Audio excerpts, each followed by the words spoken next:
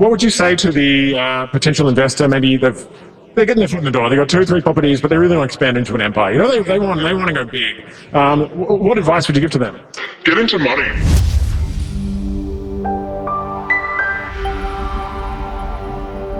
Ladies and gentlemen, thanks for joining me. I'm Jack, I'm with Amasney, and I'm here where we are today at the beautiful, the amazing Melbourne Convention Centre for the Melbourne Property Expo. What a great time it is. I'm really excited. I hope you're excited too. Let's see what's in there. Come on, let's go.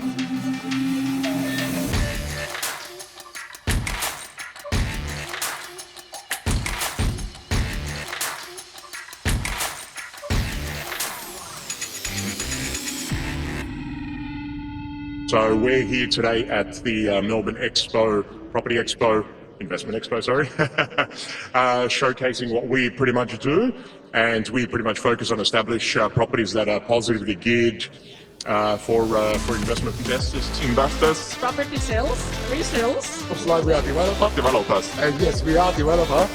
and the property development. Yes. It's actually a big like a party, right, for the property party in the Melbourne. So Feels like very it. excited.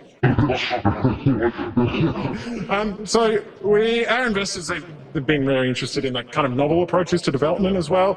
And we've had a lot of feedback where people are asking to invest in social hollows. So for social hollows, it started in San Francisco. And what you had in San Francisco is, you know, a very strong property market for a long time.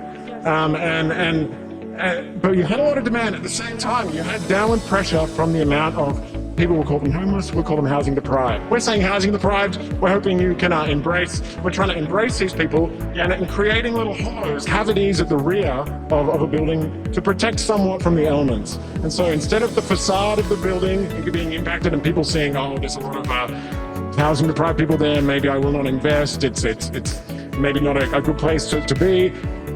It's hidden away. It's gone to the rear of the building, and so that way it's a much more enticing place to be. Is it like communal housing, where it's shared living spaces, shared quarters? Well, it's more like a protection from the elements as much as like hollowed out enclaves at the back of the building. Oh, interesting. So more for like the homeless population, then, is it? Yeah, we call them housing deprived. We think a homeless, it's got a negative tinge on it. Like we're trying to embrace the housing deprived now. We think it's a way of, instead of moving them away, we bring them closer into an area that we think is a suitable area as opposed to an unsuitable area, namely the facade of our buildings.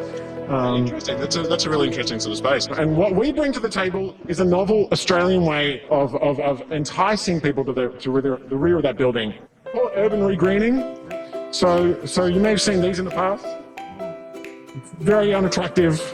Our investors aren't happy. We don't like it. It's not a good thing.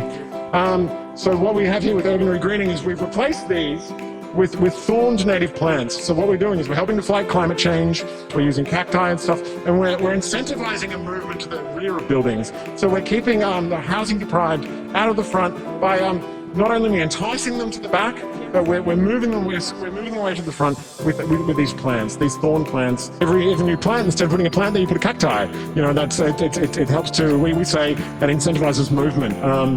So yeah, would you think about putting this in your developments in the future, maybe? No, absolutely.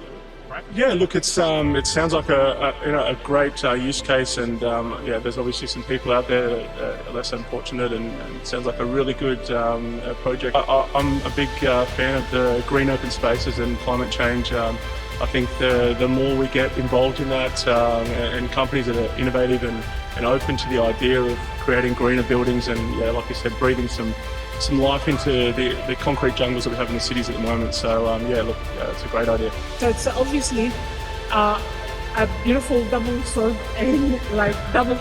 that you can win both ways. I'm so glad you think so, because our saying at the moment is down with the spikes, bring in the cacti. That's good food.